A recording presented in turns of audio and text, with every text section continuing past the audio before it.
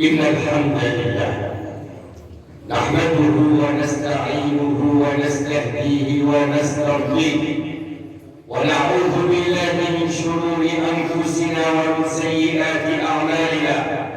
إنه من يهده الله فلا مضل له ومن يضلل فلا هادي له، وأشهد أن لا إله إلا الله وحده لا شريك له،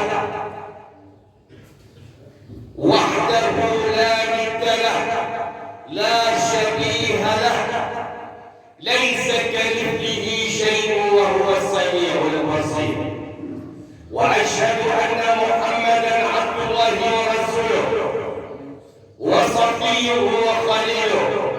نشهد أنه قد بلغ الرسالة وأدى الأمانة ونصح الأمة وكشف الله به الغمة، وتركنا صلوات ربي وسلامه عليه، تركنا على المحجة البيضاء ليلها كنهارها لا يزيغ عنها إلا هالك. أما بعد، فإن أصدق الحديث هو كلام الله، وخير الهدي هدي محمد صلى الله عليه وسلم، وشر الأمور محدثاتها، وكل محدثة بدعة، وكل بدعة ضلالة، وكل ضلالة في النار، أو كما قال صلوات ربي وسلامه عليه. أما بعد، أخوة الإيمان والإسلام، أوصيكم ونفسي المقصرة بتقوى الله عز وجل الذي قال في محكم التنزيل: بسم الله الرحمن الرحيم.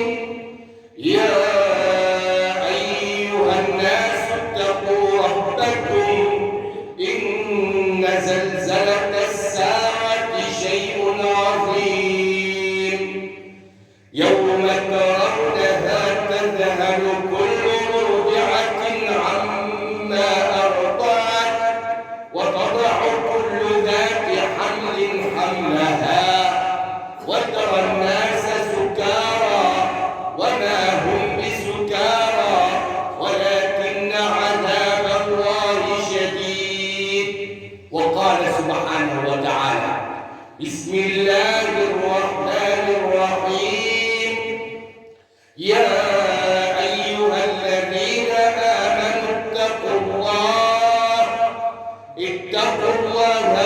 ولتنظر نفس ما قدمت لغد واتقوا الله إن الله خبير بما تعملون.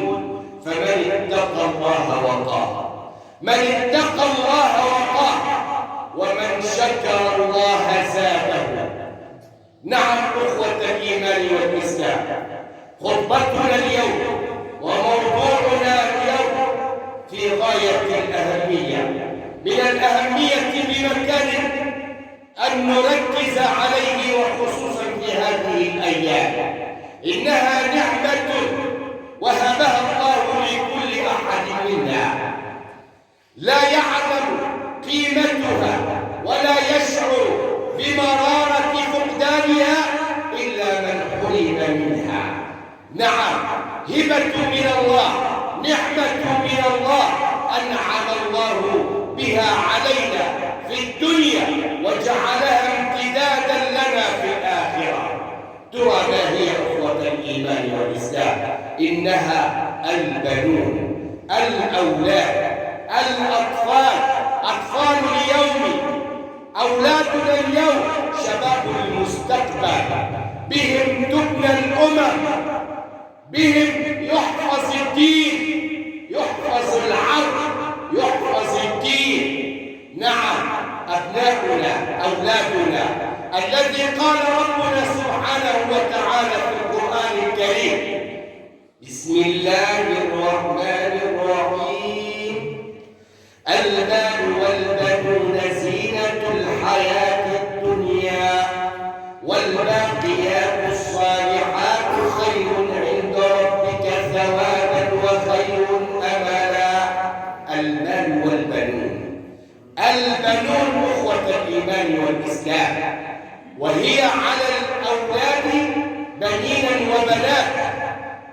يقصد المولى عز وجل أن هذه النعمة وهذه الهبة من الله يهب لمن يشاء إناثا ويهب لمن يشاء الذكور أو يزوجهم ذكرانا وإناثا ويجعل من يشاء عقيما. سبحانه وتعالى أنعم علينا بنعمة أبناء أولادنا، أبناؤنا بيننا، أكبادنا تمشي على الأرض. إن هبت الريح على بعضهم لم تنعت عني من الغم. نعم أخوة الإيمان، لذلك علينا أن نهتم بتربية أبنائنا. كيف نربيهم وأصبحوا الآن يستقطبون؟ تجد الطفل الصغير يحمل الموبايل، وما أدراك ما الموبايل وما عليه هذا الموبايل. نعم علينا أن نحمي أبناءنا، نربي أبناءنا تربية إسلامية، تربية على خلق رسول الله صلى الله عليه وسلم. لما سئلت السيدة عائشة عن خلق رسول الله قالت كانت خلقه القرآن، القدوة الحسنة، النموذج الأكمل الذي جعله الله للبشرية هو محمد صلى الله عليه وسلم. نعم النموذج الأكمل في كل شيء سيدنا رسول الله، القدوة الحسنة. شبابنا اليوم بمن يقتدون؟ يقتدون بالممثلين والممثلات، يقتدون بلعيب الكورة وغيرهم من الذين عاشوا في الأرض الفساد. نعم أخوة الإيمان والإسلام، وما نحن فيه الآن من ضنك في المعيشة إلا بسبب هذا الفساد الذي نعانيه. نعم مؤامرة تحيك، مؤامرة تحاك أخوة الإيمان والإسلام من الأعداء، مؤامرة على الشباب لتجعلهم ركاما كالتراب، مؤامرة تقول لهم تعالوا إلى الشهوات في ظل الشراب، مؤامرة يحيك خيوطها أعداء سوء في لؤم الذئاب، في لؤم الذئاب تفرق شملهم إلا علينا فأصبحنا وصرنا كالفريسة للكلاب. لماذا؟ لأننا تركنا الأمانة، أمانة أمنها الله لنا عز وجل. ألم يقل ربنا سبحانه وتعالى في كتابه العزيز يا أيها الذين آمنوا لا تخونوا الله والرسول وتخونوا آماناتكم وأنتم تعلمون. أمانة أمنها ربنا سبحانه وتعالى لكل أحد منا. أبناؤنا هم فلذات أكبادنا. ربنا جل وعلا قال ورسوله الكريم الذي إن هو إلا وحي يوحى. ألم يقل رسولنا الكريم صلى الله عليه وسلم كلكم راع وكلكم مسؤول عن رعيته؟ فالرجل راع في بيته ومسؤول عن رعيته، المرأة راعية في بيت زوجها وهي مسؤولة عن رعيتها، وكل راع مسؤول عن رعيته. ستسأل، ستقف أمام الله عز وجل وتسأل هل ضيعت الأمانة أم حفظت الأمانة؟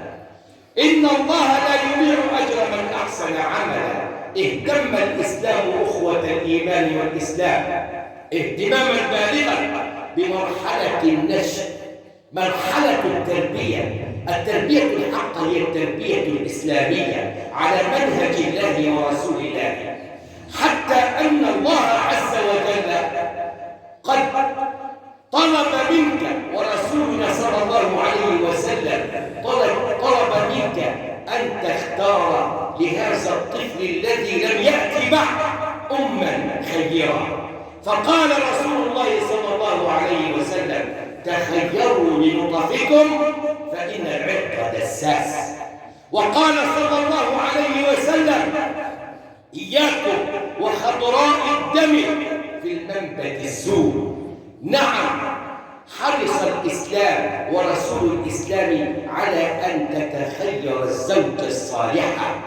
المرأة الدنيا متاع، وخير متاعها المرأة الصالحة. الأموال، الأطيار، العقارات، كل ذلك لا يساوي شيئا إذا منحك الله عز وجل مرأة صالحة. خير من الدنيا وما فيها المرأة الصالحة التي إذا نظرت إليها سرت، وإذا أقسمت عليها أبرت، وإذا غبت عنها حفظتك في نفسها وفي مالك. فهي الدنيا كلها متاع، لكن خير متاعها هي المرأة الصالحة. فقال لك رسول الإنسانية: تخير لنطفكم، تخير المرأة الصالحة. وقال لك أيها الأب، قال لك أيها الأب: إذا جاءكم أو خطبكم من ترضون دينه وخلقه فزوجوه. أتاك رجل على خلق ولكنه فقير أو متوسط الحال، أتاك يخطب ابنتك، ماذا تقول له؟ تقول كما يقول بعض الناس في هذه الأيام: كم لديك من الأطيان والعقارات والسيارات والأملاك؟ ماذا تقول له؟ إذا خطبكم من ترضون دينه وخلقه فزوجوه، إلا تفعلوا يكن فساد في الأرض، فتنة في الأرض وفساد عريض. وها نحن نعيش هذه الفتن وهذا الفساد العريض المنتشر، لأنه عندما يأتيك خطيب لابنتك تطلب مهرا بكذا وذهبا بكذا وأفراح يملأها ما يملأها من المحرمات والمنكرات، وتسقل كاهلا بالطلبات والأشياء التي ما أنزل الله بها من سلطان. فأين الزواج؟ أصبح الحلال من الصعوبة بمكان، وأحل والعياذ بالله الحرام، أو سهل طريق إلى الحرام. لماذا؟ لأنه عندما جاءك حسن الخلق رفضته وتركته. نعم، كما أن الله عز وجل ورسولنا صلى الله عليه وسلم وصانا بوصية لو عملنا بها أخوة الإيمان والإسلام لكان أبناؤنا خيرين طيبين حسنت أخلاقهم. قال رسول الله صلى الله عليه وسلم: إذا أتى أحدكم أهله، أي إذا جامع الرجل زوجته، فليقل: اللهم جنبنا الشيطان وجنب الشيطان ما رزقتنا.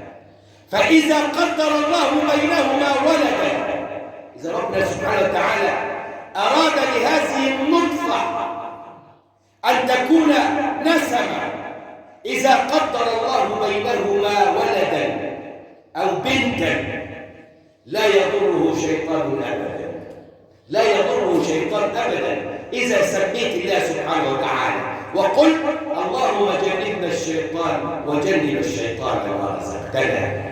اهتم الإسلام اهتماما كبيرا بتربية الأطفال، تربيتهم تربية إسلامية على منهج الله وعلى منهج رسول الله صلى الله عليه وسلم. فقال رسول الله صلى الله عليه وسلم في الحديث الذي يرويه عبد الله بن عمرو بن العاص قال رسول الله صلى الله عليه وسلم: علموا أولادكم الصلاة على 7، واضربوهم عليها على 10، وفرقوا بينهم في المضاجع، وفرقوا بينهم في المضاجع. هات ابنك إلى الصلاة، علموا الصلاة وهو ابن 7 سنين، بل والله أقل من ذلك.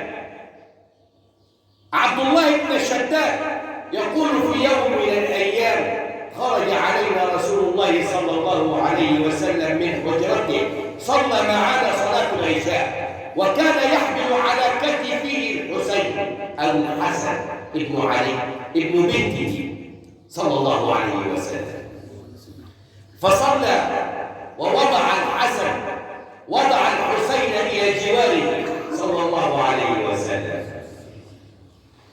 وصلى سيدنا رسول الله صلى الله عليه وسلم، ثم في ركعة من الركعات سجد وأطال السجود، أطال السجود، والصحابة خلفه، حتى أن راوي الحديث شداد يقول رفعت رأسي فوجدت أن رسول الله لا زال ساجدا، ثم عدت إلى السجود مرة أخرى، فرفع رسول الله صلى الله عليه وسلم وقضى الصلاة، فسألناه يا رسول الله لقد أطلت الصلاة، أطلت السجود يا رسول الله، فقد ظننا أنه قد أوحي إليه، أي أن جبريل قد آتاه وهو ساجد يوحي إليه، أي يقول له كلام الله أو ينزل عليه القرآن. قال ليس هذا. من هذا يا رسول الله؟ إن ابني اعتلى ظهري فخفت أن أنزله من على ظهري وتركته حتى يقضي حاجته صلى الله عليه وسلم. ترك الطفل على ظهره، خاف سيدنا النبي صلى الله عليه وسلم يقوم من السجود يقع الحسن أو الحسين فيصيبه ضرر، ظل ساجدا صلى الله عليه وسلم القدوة، وهو واقف على هذا المنبر وجد الحسن والحسين يأتيان يتعسران في ثيابهما، فنزل من على المنبر صلى الله عليه وسلم واحتضن الحسن والحسين وصعد بهما المنبر، ثم قال صدق الله إن من أبنائكم وأموالكم فتنة. لم أتحمل قلبي، من لا يرحم لا يرحم.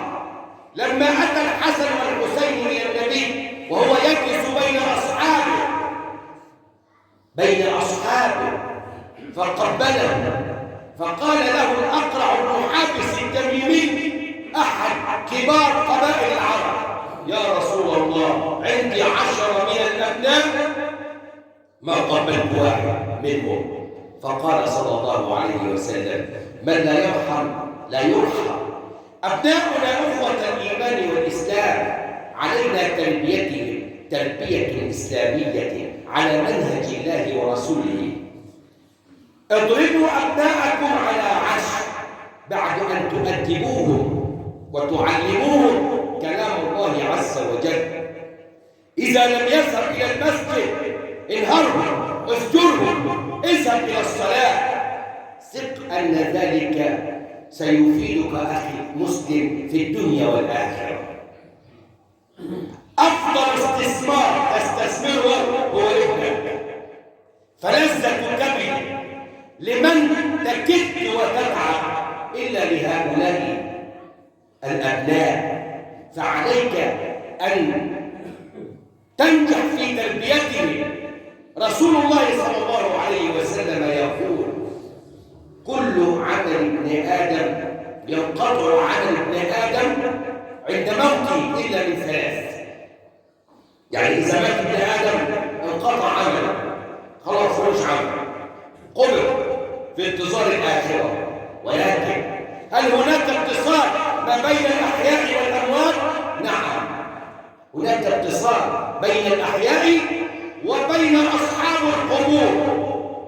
ابنك الصالح، ابنك إذا مات ابن آدم انقطع عمله إلا من 3: صدقة جارية، وعلم ينتفع به، وابن صالح يدعو له.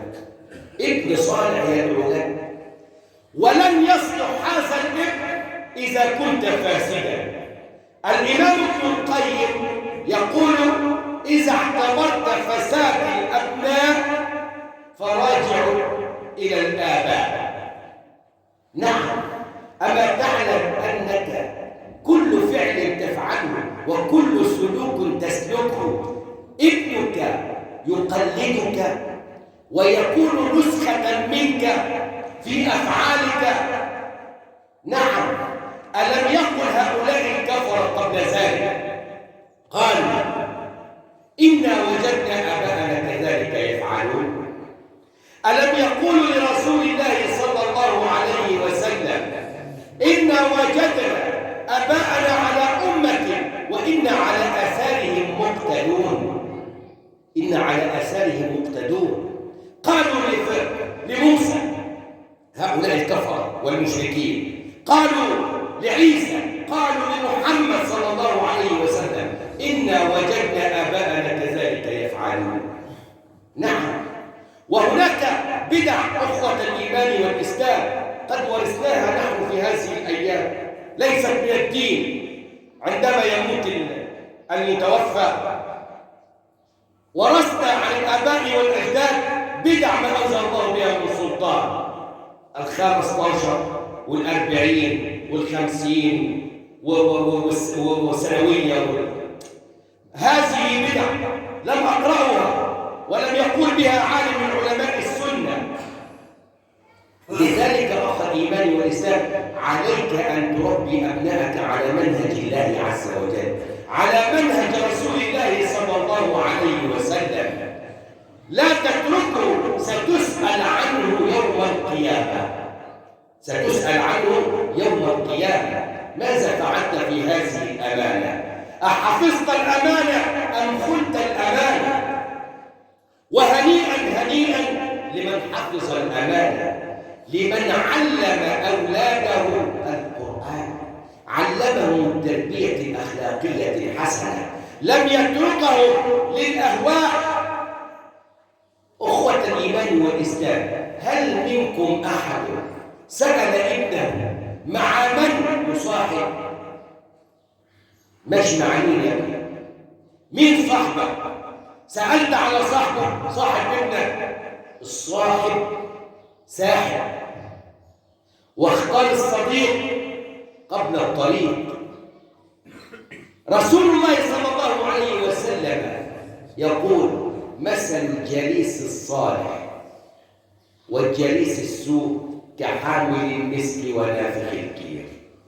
سألت على صاحب ابنك وكويس على خلق، بيبدو يطلع يصلي الظهر العصر، بيهدي له الخير، بيقول تعالى نذاكر سوا، ولا بيقول له تعالى نلعب، اللعب مش حرام، بيقول طب تعالى نتفرج على افلام ولا مسلسلات ولا نفعل اشياء مش كويسه لا ترضي الله ولا رسوله، نضيع وقتنا. سالت على ابنك. الصاحب ساحب. مثل الجليس السوء، الجليس الصالح والجليس السوء كحامل المسك ونافخ الكير. لما يكون واحد معاه مسك بيبيع عقد مسك، يا اما هيطلع الازازه بتاعته ويديك شاب، يديك حته يمسك، فاما ان يحزيك ان يهديك من مسكه ومن عطره، او تبتاع منه او تشتري منه او تجد منه ريحا طيبه. هكذا الجليس الصالح، الولد الصالح والجليس الصالح والاخ الصالح يهديك دائما للخير، يذهب بك دائما الى الخير. ولكن الجليس السوء والعياذ بالله كنافخ الكير.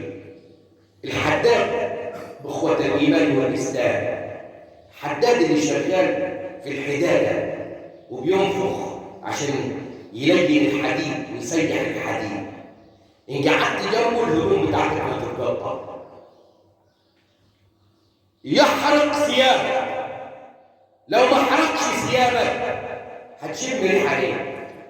ريحه سيئه، ريحه خبيثه. هكذا الجليس السوء. طب انا راجل كويس وماشي مع واحد وحش، وما أثرش عليا. أنا راجل عاقل، أنا راجل فاهم كويس، أنا حر، أنا ماشي مع الشخص ده، الشخص ده الناس كلها بتقول عنه إنه وحش، بس أنا ليا عقل محدش يقدر هذا غباء، لأنك ستتعرض لنقد الناس عندما تسير مع هذا الشخص سيء السمعة، هذا الجليس القبيح. ستنال من الناس نظرات الناس إليك لن تكون خيرا أبدا. سيقول عنك الناس ويقول طالما جالست هذا الشخص القبيح الذي لا يهدى إلى الخير، بل أن كل الناس تعرف عنه أنه جليس سوء. نعم أخوة الإيمان والإسلام، إنها التربية الإيمانية الحقة، التربية على منهج رسول الله صلى الله عليه وسلم. أقول قولي هذا وأستغفر الله لي ولكم فاستغفروه يغفر لكم. استغفروا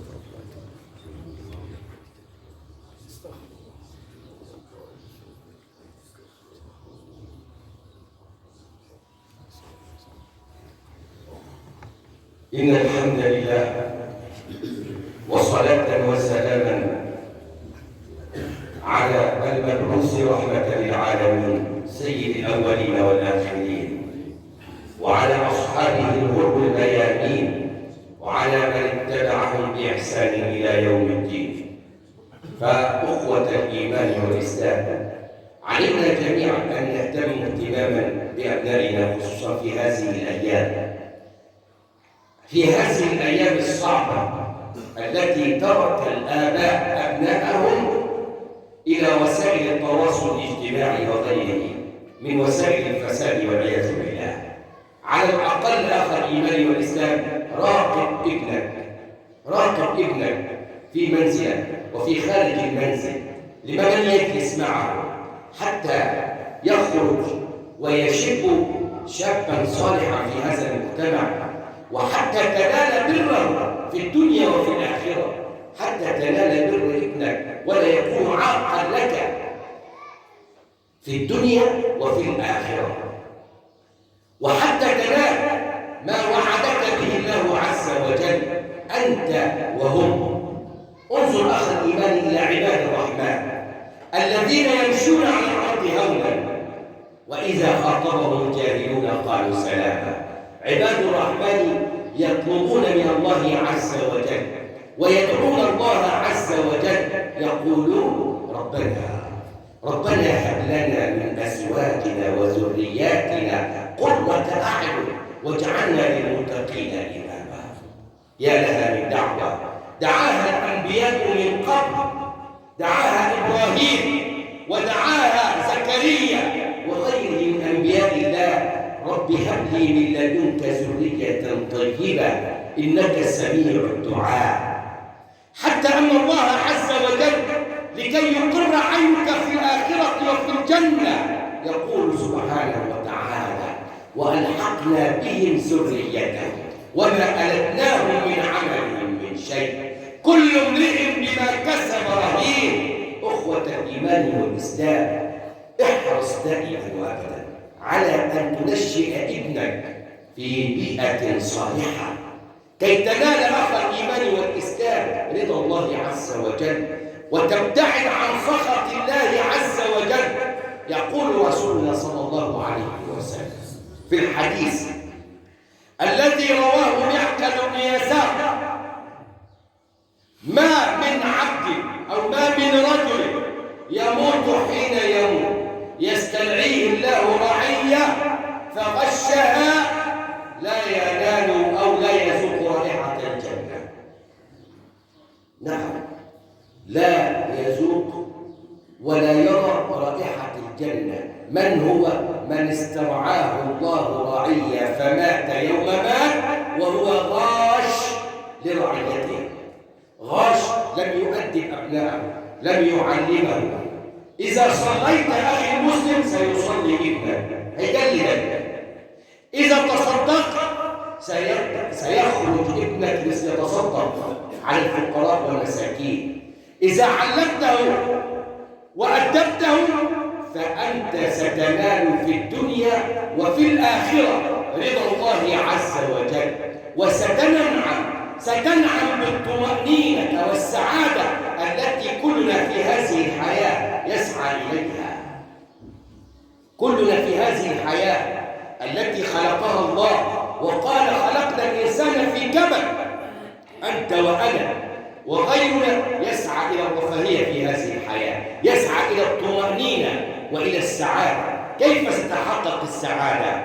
زوجة صالحة وأبناء بررة، أبناء بررة صالحون. أنت وأنا أخي المسلم لا يحب أن يكون أحدا أفضل منه إلا ابنه. نعم، إنها غريزة غرزها الله عز وجل في نفوس البشر، حب الأبناء.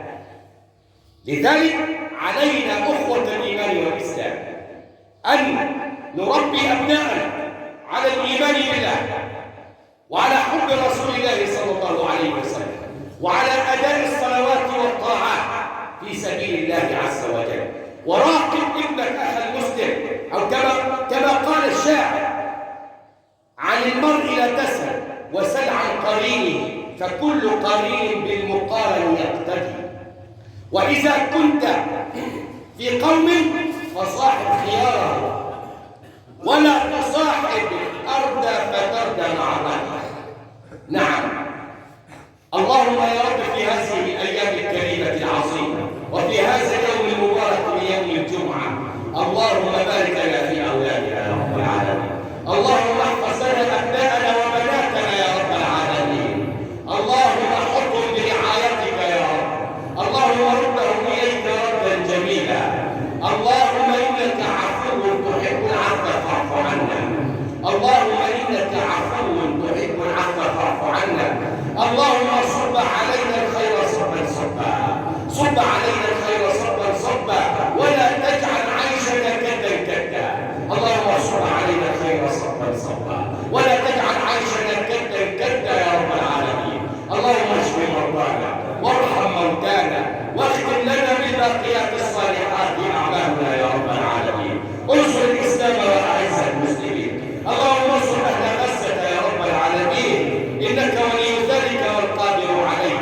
عباد الله، ان الله يامر بالعدل والاحسان وايتاء ذي القربى وينهى عن الفحشاء والمنكر والبغي يعظكم لعلكم تذكرون.